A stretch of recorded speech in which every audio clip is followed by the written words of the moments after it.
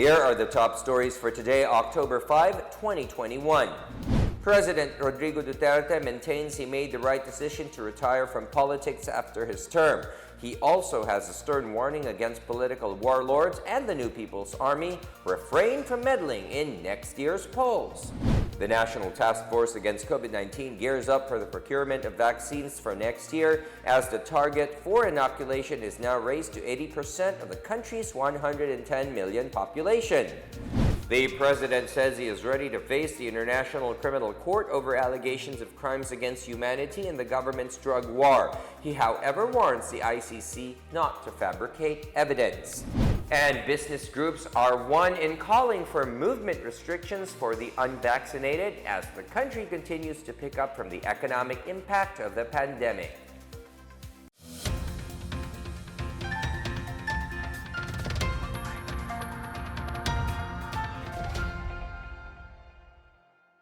Good day, I am William Theo. Welcome to the PNA Newsroom.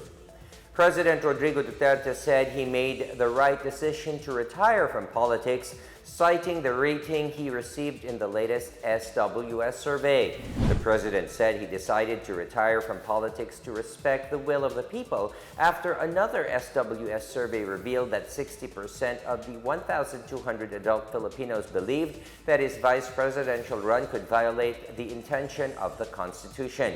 He said it is time to give way to a new set of leaders who would hopefully continue the reforms, projects, and programs started by his administration. The SWS poll result showed that President Duterte's satisfaction rating dropped by 17% points from a peak of plus 79% net rating in November of 2020 survey to a plus 62% net rating in June 2021. Meanwhile, President Duterte expressed confidence that his former longtime aide, Senator Christopher Bongo, is the best person to help the next president continue his legacy and build on their gains, especially in terms of providing basic services to healthcare, education, and other social services for the people. There's always a time for everything. Even if you get a 64 rating, may panahon-panahon ang buhay. So, sa palagay ko, tama yung ginawa ko. It is time to give way to a new set of leaders who hopefully continue the reforms, projects, and programs that this administration has pursued for the past few years. President Rodrigo Duterte issued a stern warning to political warlords and to the New People's Army to stay out of the May 2022 elections. He said he would not think twice about using the police and military to ensure orderly polls. I will not allow fraud, tapos yung mga tigas-tigas. May mga ano dyan, lalo na yung matagal na sa politika. Political warlords na may mga armas. Kayong mga NPA, huwag kayong sumali. You are fighting another cause. It's a losing one. At saka yung drug money. Malaman namin yan. Kung magtatapon ka ng pera, magbili ka ng boto, 1,000, 1 boto, titignan ka namin. President Duterte also appealed to would-be candidates, especially in Mindanao, to keep the conduct of polls peaceful. Gusto ko na bago ako umalis, ay makatikim lang man ang Pilipino na malinis na eleksyon. I'm especially Mindanao, I am appealing to the leaders, both sa lahat ng tribo, na huwag kayong kasi I said, if you do not follow a peaceful path in the elections, papuntahan ko kayo ng army pati police.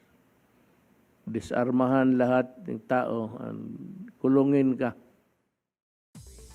More presidential aspirants filed their certificates of candidacy at the Harbor Garden tent of Sofitel Philippine Plaza in Pasay City. So far, the presidential aspirants include Manila Mayor Isko Moreno Dumagoso of Acción Democrático, Senator Manny Pacquiao, and other independent bets.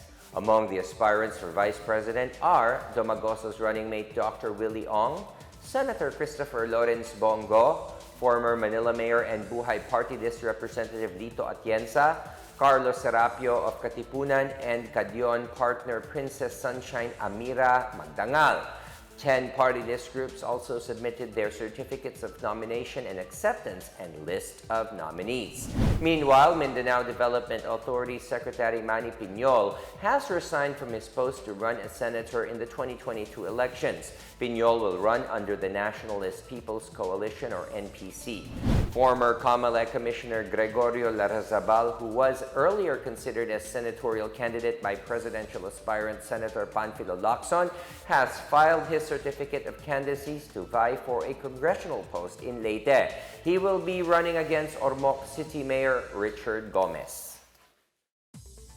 National Task Force to End Local Armed Conflict or NTF-LCAC is confident that the party list group Gabriela Women's Party will be disqualified to run for next year's congressional elections. Gabriela has filed its certificate of candidacy yesterday. Last August, the NTF-LCAC filed a petition with the COMELEC contending that Gabriela willfully violated the Philippine Constitution by receiving financial contributions from a foreign government and non-government organizations. According to the petition, Gabriela received funds not only from the Belgian government but also from Viva Salud, a Belgian-accredited non-government organization and another European group. National Security Advisor and NTF-LCAC Vice Chairman Secretary Hermogenes Esperon Jr. said the evidence in support of the disqualification case filed against Gabriela before the COMELEC is solid.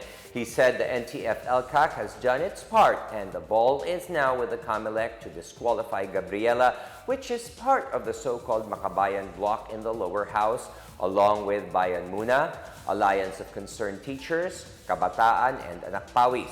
National Security Council Deputy Director General Antonio Parlade Jr. maintains that the participation of Gabriela in the armed struggle is very clear, as both Gabriela and Gabriela Youth are part of the armed rebellion of the CPP, NPA, NDF. And as for NTF-LCAC spokesperson and Undersecretary Lorraine Marie Badoy, the NTF-LCAC will make sure that the CPP, NPA, NDF operatives will not go back to Congress because that is where they could harm our most vulnerable sector. Negotiations are underway for the procurement of 90 to 100 million doses of COVID-19 vaccines. Vaccine Czar Secretary Carlito Galvez Jr. said the National Task Force Against COVID-19 is confident that the country will receive at least 100 million vaccines by the end of the month. Galvez made the announcement during an inoculation event at a mall in Clark, Pampanga. He adds that the purchase of 6 million doses of the single-shot Johnson & Johnson Janssen jabs to be added to the January 2022 allocation will be finalized this week. Last week, the task force got confirmation of the delivery of 18.3 million doses of Pfizer, Moderna, and Sinovac vaccines this month, while the United States committed to send another 5.3 million doses of Pfizer-BioNTech through the U.S. COVAX sharing agreement. So far, the Philippines has already received 77,410,640 doses since February, with 46,380,460 doses utilized since the rollout began on the 1st of March. The Metro Manila Development Authority is confident that the vaccination rollout in NCR would reach up to 84% next month. This as the current vaccination rate is at 75.57%. During the vaccination rollout at SM City Clark in Pampanga, MMDA Chairman Benhur Abalos said the projection was made based on the number of individuals who received their first shot. Abalos said that with the current trend, about 92% of the eligible population would be fully vaccinated by December. He also mentioned the decrease in the number of COVID-19 cases in NCR, which is at around 25,000 cases, down from the previous peak of 40,000 active cases. And to ensure the continued downtrend in COVID-19 cases, he said the Metro Manila Council, composed of the 17 NCR mayors, have continuously implemented lockdowns on households, condominium units, buildings, and compounds. Meanwhile, the government has set the bar higher in its population protection goal. The National Task Force Against COVID-19 said the goal can be increased from 70% of the country's 110 million population to at least 80%. The younger age group will now be included in the vaccination drive as more and more COVID-19 vaccines are coming in. This can be attributed to the recent call of President Duterte at the 76th United Nations General Assembly for equitable vaccine distribution globally. The president earlier said that the rich countries are hoarding life-saving vaccines while poor nations wait for trickles. Still to come, President Rodrigo Duterte is pleased over the Commission on Audit's prompt response to audit the Philippine Red Cross. And restricting mobility for the unvaccinated, business groups say this is for their own protection and a step closer to economic recovery. Details ahead. This is the PNA Newsroom.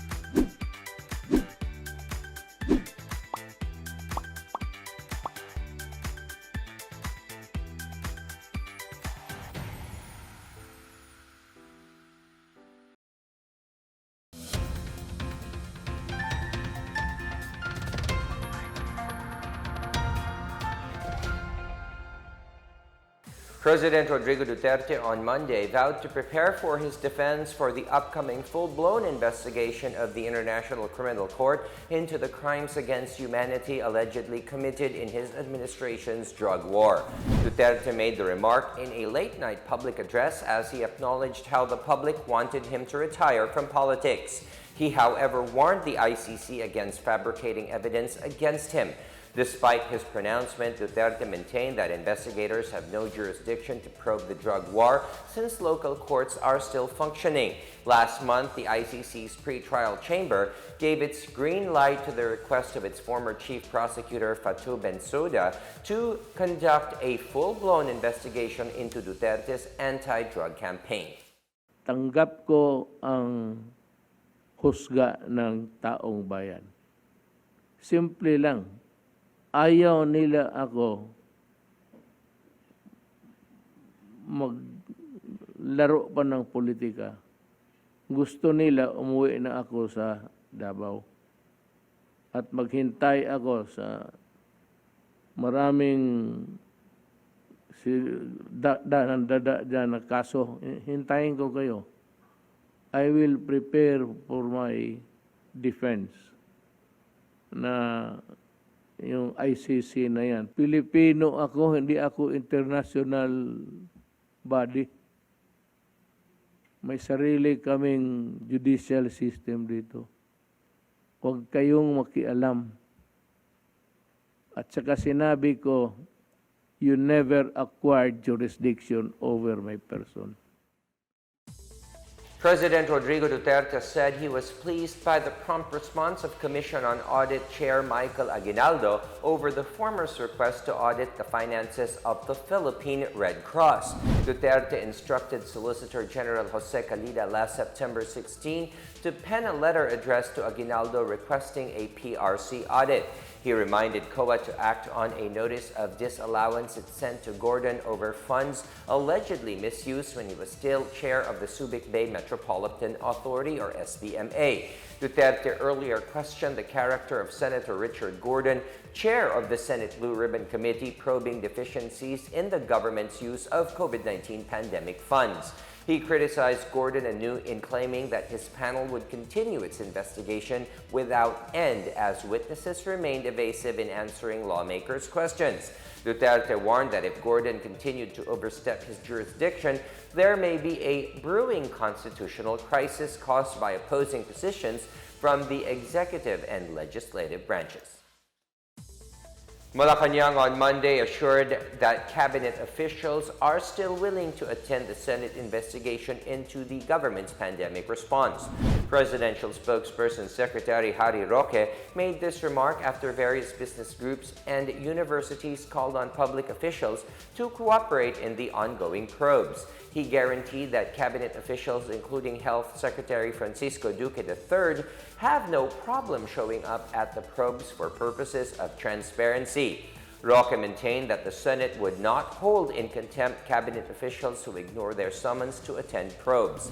Meanwhile, formerly pharmaceutical executive Crisel Grace Mago on Monday explained the withdrawal of her previous statement in the Senate probe. Mago said her statement that the company swindled the government when it tampered with the expiration dates of the face shields was a pressured response. She told the House of Representatives that her experience was extremely traumatic as she was accused of lying and threatened with contempt.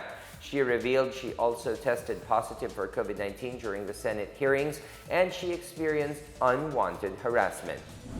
Meanwhile, Mago also said the company never delivered damaged COVID-19 supplies to the government as the firm conducts routine quality inspections prior to making deliveries.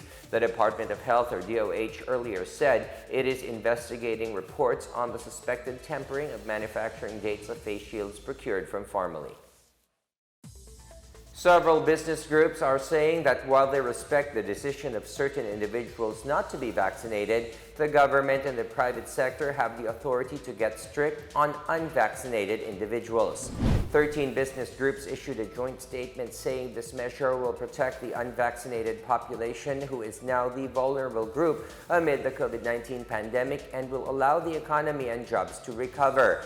They also proposed allowing the private sector to impose stricter requirements for unvaccinated employees and customers, such as declining unvaccinated job applicants. On the other hand, they will continue to provide opportunities for unvaccinated employees to get their COVID-19 jabs.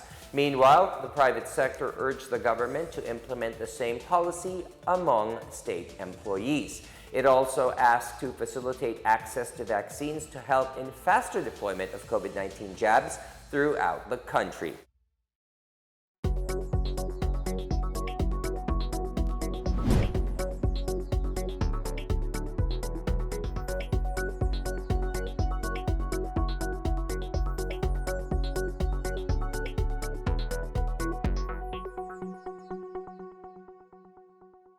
Up next, a couple severes ties with communist terrorist group after 2 decades. And authorities seize over 6 million worth of shabu in the island province of Tawi-Tawi. Back after a quick break, stay with the PNA Newsroom.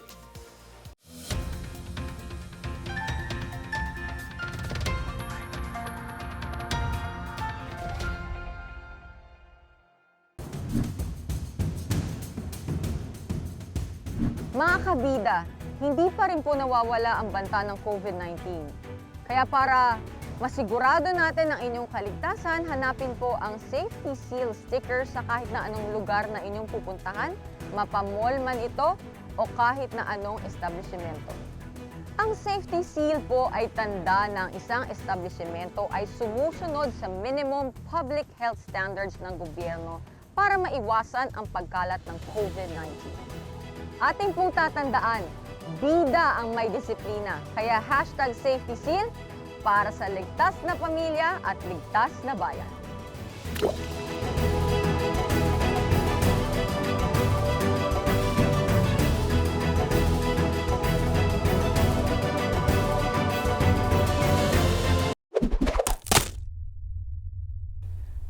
Mga bida, hindi pa rin nawawala ang banta ng COVID-19. Upang mapasiguro ang kaligtasan ninyo at ang inyong mga pamilya, hanapin ang safety seal sticker sa inyong mga pupuntahan. Mapa mall, man ito, kainan, pasyalan, o kahit anumang business establishment. Ang safety seal ay tandaan ng isang establishment na sumusunod sa minimum public health standards ng gobyerno upang maiwasan ang pagkalat ng COVID-19. Ating tandaan, bida ang may disiplina. #safety seal para sa ligtas na pamilya, ligtas na bansa. Muli, ito po ang inyong lingkod, bumabati sa inyong lahat. Magkaisa tayo. Manila, God first.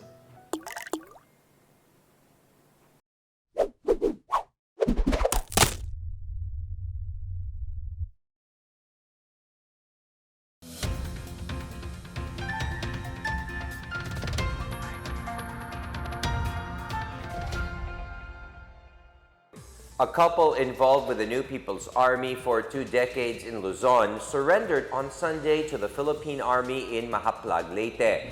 The couple, named as Grace and Bart, surrendered to the Army's 14th Infantry Battalion. The couple was recruited to the NPA in the year 2000. They belong to the defunct Evelyn Dublin Command South Leyte Front from the year 2000 to 2001 before moving to Metro Manila in March of 2002. In 2005, the couple moved to Subic, Zambales, where Grace worked with the Workers' Alliance in Region 3. From 2010 to 2016, they were involved in the party list election campaigns of Bayan Muna, Anak Pawis, Gabriela Women's Party, Suara, Bangsamoro, and Kabataan. Brigadier General Zosimo Oliveros, commander of the Army's 802nd Infantry Brigade, said the couple's testimonies prove that the NPA is hiding its forces by moving from the countryside.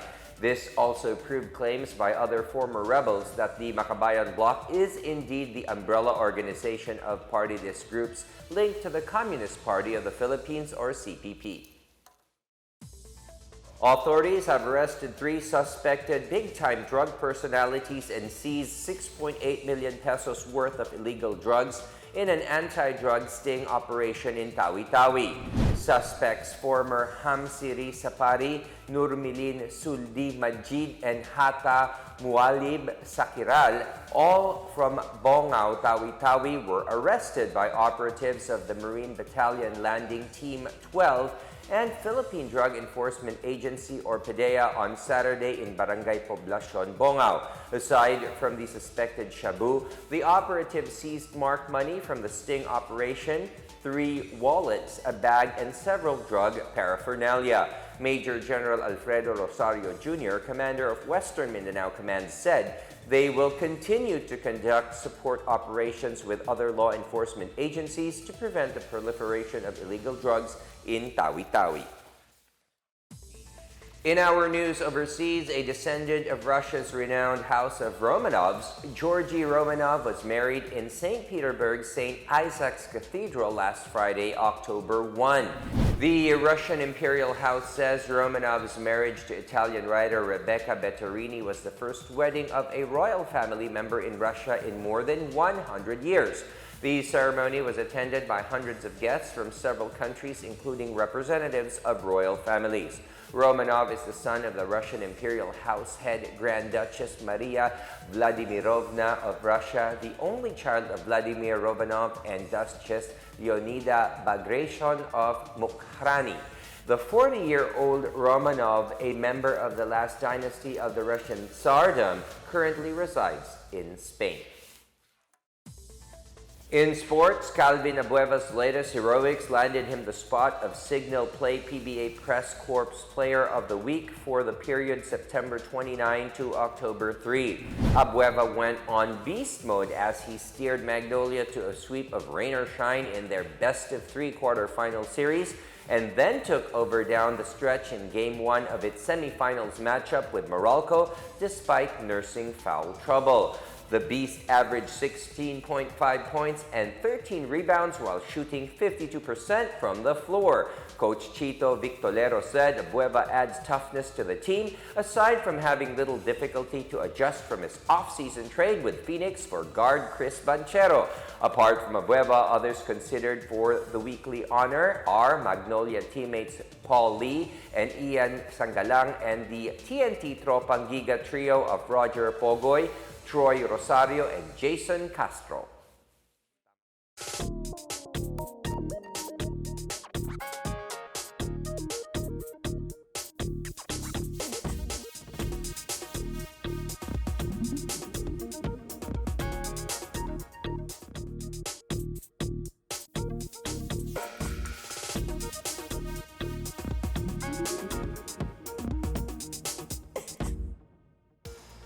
Let's take another look at today's biggest stories.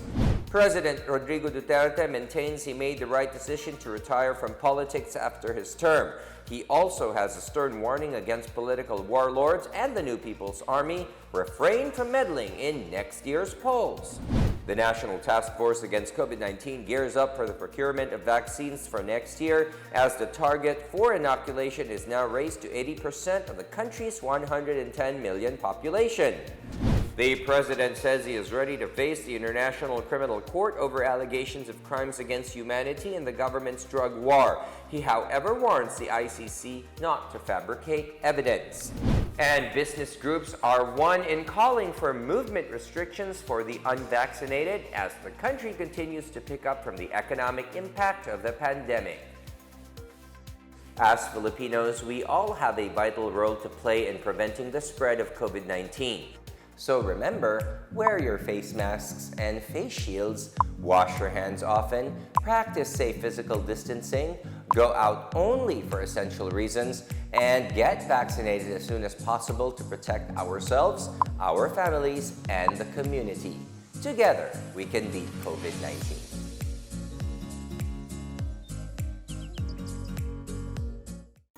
Thank you for watching another episode of the PNA Newsroom. For more news content, check our webpage or log on to the Philippine News Agency's Facebook and Twitter accounts. For more stories about the government and how it serves Filipinos, look for these hashtags in all of our social media platforms and websites. We are shown on the pages of the PCOO and its attached agencies. Also watch us on television on PTV4 and IBC13. And it is roughly 81 days to go before Christmas Day. We hear a lot of Christmas carols on the radio. And that's your daily dose of the biggest stories that you need to know from the PNA Newsroom. We tell stories that inspire change. I am William Theo. Good day. Stay safe, everyone.